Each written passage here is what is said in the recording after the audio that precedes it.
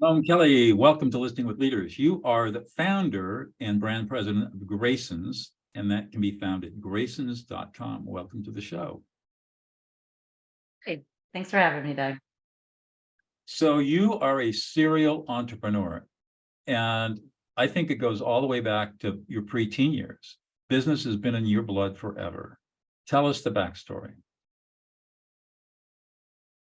We moved a lot when we were younger. My dad was in the Navy and and then he was at 30, he was out of the Navy and he had gotten diabetes, so we had to move on. So, but he never got over the fact of moving every 2 years. So we would come home and be like, we're moving. And there was no plan, no nothing. We just packed up and moved to the next place and got another job or he already had a job. It just depended on what mood he was in. So I never really got a ground level relationship with people because never knew if you were going to stay. So why bother? It's like heartbreaking. So I guess that's what started the whole wanting to own your own business because I wanted to have the freedom to make the choice to stay or leave. When you're growing up, you don't have that. You go where your parents say you're going to go, and that's it. So that's pretty much what started it. And he would always, oh, my boss this or my boss that. And I thought, oh, I don't want one of those. So it just kind of instilled all those things in my head, like I need to own my own business. So that's what really triggered it during those years. You are looking for freedom. Still am. Yep, freedom and autonomy. Correct. So tell us how you got into that's the start of it. Then how did your journey progress from there? I graduated high school and then I got a job and I decided I needed a job that started from one, because I moved out, so I had to pay bills, but two, that started from the very beginning. And then I took jobs after that um, that would teach me everything, like every single thing of a business running. So I started as a receptionist, right? And then after receptionist, I went into loan servicing within the same company. And then I went into property management, which is in the same company, which then I went to a general contractor who was a union general contractor. So I ran their payroll department and all their timings and their bids and doing the liens. And then I went to another general contractor that was not a union, and I realized I don't want to be in union. 'Cause wow. But anyway, so I moved on from that, and by the time I got into the lending business, that was more of on the sales side. I'd never been on a sales aspect of it, of how that worked, how the systems work, the marketing of it, how we got the phones ring, how we got the customers in, how we sold to those customers. So by the time I was done with that lending company, it run its course. I opened up my first lending company, And and then that's when was that approximately? what? When was that approximately? How many years ago? Oh, 29, 29, 30 years old. So, I would date myself. 22 years ago. You're still pretty young. Yes, I heard that several times. Oh, you're the young lady. Oh, you're the. Yes, I heard that a lot. I actually thought I got really self-conscious about that in the beginning. I wish that I would have known that that was actually a great thing to have rather than a hindrance because it would have saved me a few years of trying to get over that hump. Right. So what kind of a lending company was it? Real estate lending. So just homes, things like that. Nothing in commercial yet. Right. So you have the lending company, you sold that. Well, I had that, and then I also morphed it into a real estate company as well. So we had lenders that I trained them how to sell real estate. You can train a lender how to do real estate. Real estate agents, not necessarily to lending. They're a special kind of salesperson. So in lending, you're more into what would you say, numbers, which is everybody's interested in that, and they have to make sense. So I did that, and then we were spending too much time trying to get business from big brand names. So I ended up purchasing a Remax, and then I opened an escrow company and a TC company and a sign company, and then I sold all those together. So I know. you built a vertical enterprise all around real estate, residential real estate. mostly, Yeah, without knowing. without knowing that you had created a vertical enterprise. And then Yeah, go ahead. I think that when you have a business, you have to provide those people who are working with you the services they need. If they want to use them, great. If they don't, great. But I can tell you that they will use them because I will only build the best. Because that's, I mean, why would you build something that nobody wanted to use or wasn't good enough to be used? If that makes sense. It does. So you have all these businesses you combined into one business, where it's kind of a one-stop shop for lending, real estate brokerage, escrow. I don't know if you did any title work, but and all the associated services that are involved in a real estate transaction. Then what happened? Well, I sold that and then I went and started an independent real estate company again. And then my mom had gotten ill, so I took care of her for 6 months. And then I got lost in the weeds for a while because taking care of somebody that rigorously, you kind of lose who you are and what your self-worth is. So I got like a normal hourly job with a friend of mine who literally did not want to hire me because he thought I was going to like take his business and redo it or something. I don't know. It was really weird. But I'm like, just give me a job. Like, I need 6 months. I'll give you 6 months. I need my brain to really come back to what I needed to do. I was just lost. So after that 6 months to a day, I gave my last $405 check to my friend Lewis and opened a TC company downtown. So he had an office downtown and he wasn't using it. So he's like, that's 400 a month. So give me $400 and I'll give you the key. And so I started that TC company. Um, not my cup of tea. But it, When you say TC, what do you mean by that? oh, I'm sorry, on transaction coordinating. I've never heard of that before. I thought I knew everything. Oh, they that's part of real estate. We had it in my other company that so it basically takes all the paperwork. So once the listing agent signs it, he gives it to his TC, the listing contract, gives it to the TC, and the TC schedules all of the appointments, termite, home inspections, Okay, gets all the disclosures done, turns in a file at the end, completed to the brokerage. The brokerage can pay the real estate agent. got it. And then the listing agent uses that during the sales process, or maybe this is all happening during escrow.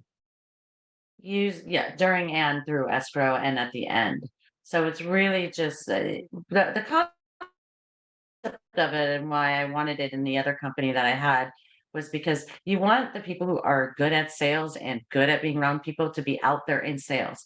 If they're sitting and they're doing a $15 an hour to $20 an hour job, they're not bringing in sales, right? So they're not doing what they love and what they're excellent at. If you give them paperwork, they're going to tend to not want to do as much and generate as much business because they're like, God, I have to do all that paperwork again. So you pay a TC to do it. You can pay him 395 to 450 per file. You can charge that back to the transaction as well. So you're really not paying it, but then you're able to concentrate on what you're really good at. Makes total sense. So you did that business for a little while. Then what? Oh, God, it got really boring. Did So you, a friend of mine, well, it's just paperwork, well, right? so let's do it this way. How did you get into the liquidation and estate sales business, which was what Grace's was By like? a fluke. Um, a friend of mine, I'd helped his son in regards to housing situation, and he had said, "Oh, I have a warehouse and it has an office in front. And you've helped my family so much. Please come in, and I know you'll come up with something." So I sat in this big warehouse with this little office space in front, and had no clue what I was going to do. And then a realtor, who's also a friend of mine, had asked me to come pick up a couch. And I thought, I don't need a couch. So no. He's like, no, come pick it up and then you can sell it. And I thought, well, that's just like the recycler. I didn't know there was actually a used business out there, like for pre-owned items and so on. So he's like, no, no, put it on Craigslist. And I'm like, who's Craig? Like, I don't know Craig. And he's like, what's this guy? I was so out of it. Like, had no clue at all that that was something that existed. So I told him, look, okay, fine, I'll try it. But you have to drop it off. So he did drop it off. It was very ugly. It was off-white, striped, moon shaped, but only half moon shape. I think it was missing some pieces. But yes, it had like a couple brown stain. It was just like not something I would ever purchase, but whatever. So I put it on there, and they that day it sold for $350, and I thought, what? Like, and I kept looking at the people who bought it, like, really? Like, I can't imagine what their couch looked like, right? Because if you're gonna buy that, but whatever, maybe they could steam clean or something. I don't know. But anyway, so I had called up my friend and let him know, wow, that was amazing. And so he ended up telling other realtors and brokers that have known me in the business forever and said, hey, Simone's got this warehouse. She's got nothing in it. You drop stuff off, she'll get rid of it for you, sell it. Because, when realtors take a listing, if it's full of stuff or the buyers or the sellers can't remove it, they're older or what have you, then they have to find a way to get rid of it. And so Right. instead of purchasing storage units to store all this stuff, they were coming over and dropping it off. And then I was selling them. And so I had my brother come over because I couldn't do it all. We started a consignment shop, which was fun, but not profitable, but it did keep the doors open. And then I was asked to do an estate sale for another realtor friend of mine. And that's where it just changed my life. That was a moment where Grayson's, I mean, we had Grayson's consignment, but what we're talking about now for where the future of Grayson's is, that's where it really changed, was that one particular sale. And then you decided to franchise. Yeah. How did that come about? That's a big jump. I know. My friend thought I was crazy. I told her one night, and she's like, "You're nuts. Like, that's not gonna happen." I'm like, "It's gonna happen. It has to happen." I owning a franchise, because I buying the Remax, I knew what our franchisee wanted because I was one. And I knew what like a franchisor would provide and what more they could provide without such a big scale up, right? Remax was an amazing franchise to be a part of. I mean, I love franchising, looking back and giving the opportunities to people who wouldn't normally how to like think outside the box or build a business on their own or just want this like, business all set up. They just go on and say, I own my own business, which is like an amazing feeling for pretty much anybody who's done it. But I could not service all the people that we were getting sales from because it was 7 days a week, years straight, if not two. And the hardest part for me was that I would have to turn people down. And the alternative was like a private estate sale company. There's like 20,000 private estate sale companies, not franchised. And so, which is fine if you do a good job, but how do you vet those that are private, right? Independents. How do you know that that person coming into your house isn't just going to order electricity on and live there for the next 6 months and you're trying to get them out? Or how do you know the money you're getting is what the money was sold because they're not tracking it, right? So it just really was for me upsetting that I wasn't able to provide everybody with that system that I put in place so they could trust us. So that's why I franchise. It's a cash business. So it's the owners of the business will take care of the cash. If you were to hire a bunch of employees, they handle cash all the time, but the problem is it's not the same inventory. We can't track inventory because every house has something different to sell. So you can't really know what they're selling it for, what they're doing, unless you have like Las Vegas and you have cameras in the ceiling in every house and you can see what they're doing. And that's not a good place for anybody to be, employees or us. So I decided franchising was the only way that Grayson's could grow and service everybody properly. And how'd that work out? It was fun. Um, I learned a lot. It worked out great. I mean, in the end, we ended up selling to a private equity group last year. Just so we could expand, I needed more help. When you get to a certain, like we had 32 franchises at the time. When you get to a certain point, you either decide, am I going to go do I have enough to go that extra mile? Or can I rely on somebody else and still be a part of that business while they are using their systems they have in place? Because I think there's stages in business. There's your startup, which is super fun, and then you start your, expansion, right? Whether you franchise or divisionalize. But when you get to a point where you're going to start really putting hundreds of thousands of dollars on one drop into one thing, let's say marketing, that's when you have to decide, are you going to put that 300,000 in there and not have the tools to really get it where you want it to go? Or are you going to research who has the tools and then move on from there? And I, so I did my research. interviewed some other people that were kind of the same story as you. They started out with a business and they went into franchise. And one of them told me that in his view, the golden number was 100 franchises. When you hit 100 franchises, that's when you know you're on your way. What have you heard, or what do you think? It's funny because they say like, oh, well, you're at 10 franchises, you're at break even, 20, you're making a little, 30, you're really on your way. 50, it's kind of like you have a girlfriend and someone says, or boyfriend, I don't know, whatever. And I say, oh, when are you guys getting married? And you get married, and they're like, oh, when are you gonna have a kid? And you have a kid, and they go, when's the next kid? I just had a kid, oh, when's this? I mean, it's just nonsense. When's the grandbabies? It's like, it's the same thing with Never business. ends. Like, oh, you have 10, and all you have to do is get 20. Now you get 20, 30. You have to really realize your marketplace, your financial ability, and also how many of you are there. We are in a really small ship for 32 people. I mean, we really had like 3 people total, and myself included, running this. And so to think that we could have taken it to 100 franchises successfully and continue to do what I love more than anything, which is to help people build businesses, I wouldn't be able to help those people that bought, or the people who, wanted to build a business, because I would be too busy doing mundane and things that I don't enjoy. And when you do something you don't enjoy, you're not good at it. Right. So what gets you today, as you reflect back on a very successful business career, what gets you really excited? What gets you so excited you're ready to get up in the morning and go? When people build their own business. Yeah, that's really exciting. That is like, yeah, that's like I call it a hobby, but apparently it's turned into something a little bit more. But yes, my passion, desire, everything I am, everything, there's nothing more, I think, if you have the tools to help people build a business, whether it's a franchise or whatever, they have their own idea, then you should, in a time in your life where it's capable, right? Then you should most definitely help them get there, because it is the coolest thing ever to see. They don't know it until they're there, right? So they're like, oh, I'm building a business. And then all of a sudden they're like, oh my God, like I totally built a business. And that, like when they have that light that turns on, that's what I love. Wow, good for you. So what is it, do you think, that's unique about you that you bring to the table to make all this so successful? What was that first part?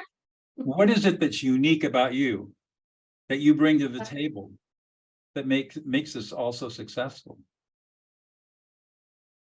mean, I don't look at business as money.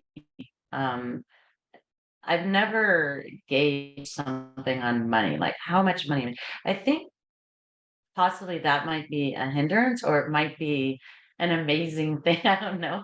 But like if you can do what you love, support your family and help others, if that's what your goal is, like which would be mine, then you are successful. So if you're gonna build a franchise and you thought, I'm gonna build a franchise because I want everybody else to work really hard and pay me royalties, so I'm gonna make millions and millions of dollars when I sell, then you will not be successful. If you are, it'll never be enough. Like to me, it's never enough because I don't think I have enough time to help as many people as I want to before I expire, right? But for people like that, it's like it's never enough because it's never enough money. Very The good. boat's never big enough. The trips are never expensive enough. The hotel's never good enough. So I don't know if that's unique because I haven't really heard anybody else It is. say it. And I'm going to reframe it this way. What makes you unique as a businesswoman is your desire to serve others in a really deep and profound way. Oh, yeah, you said that very eloquently. Thank you. You're welcome. And that is unique, because you're right. I have met many, many very wealthy people, ultra wealthy people who are miserable. Never good enough. Oh, I have 1 billion and she has 2 billion. Oh, woe is me.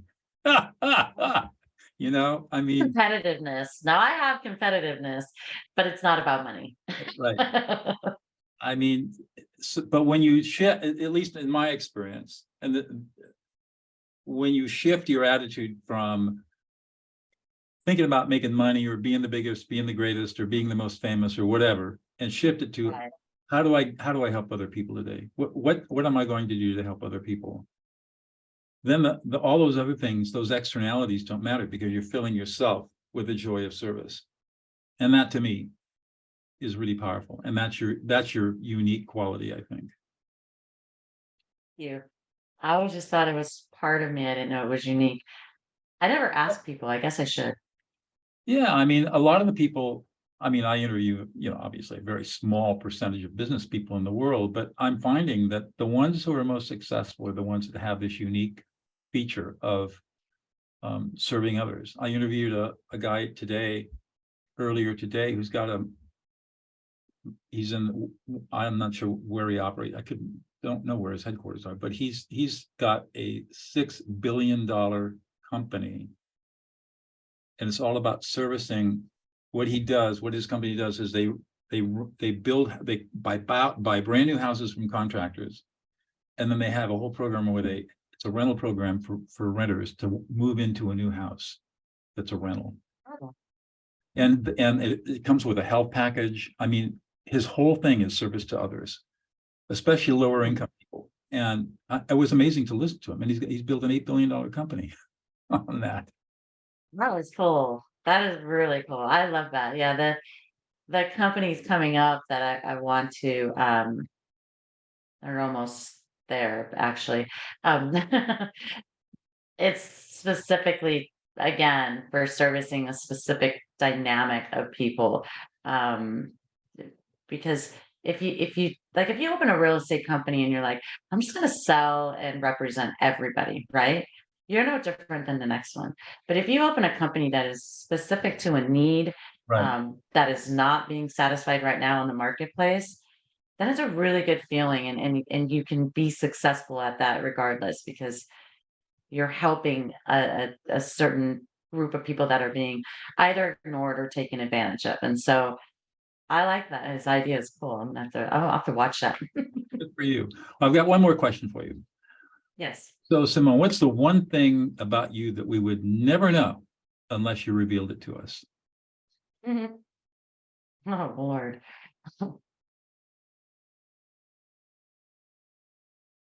Jeez. I've always thought I was an open book that you would never know. Well, that kind of defeats the purpose of never knowing, right? Um, Oh, you're turning it back on me. I mean, where's the mystery in that?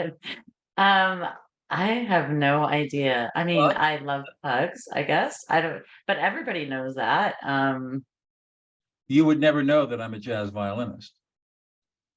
I would not know that, and that's actually really cool. Right. You know what? You nailed it. I have always wanted to learn how to play the piano and never had time. It is my favorite instrument of all time. And very, very few people know that because I hate the fact that I haven't put the time aside to actually learn it. Perfect. Thank you so much for your time. What a great conversation, Simone. It was nice meeting you, Doug. Thank you.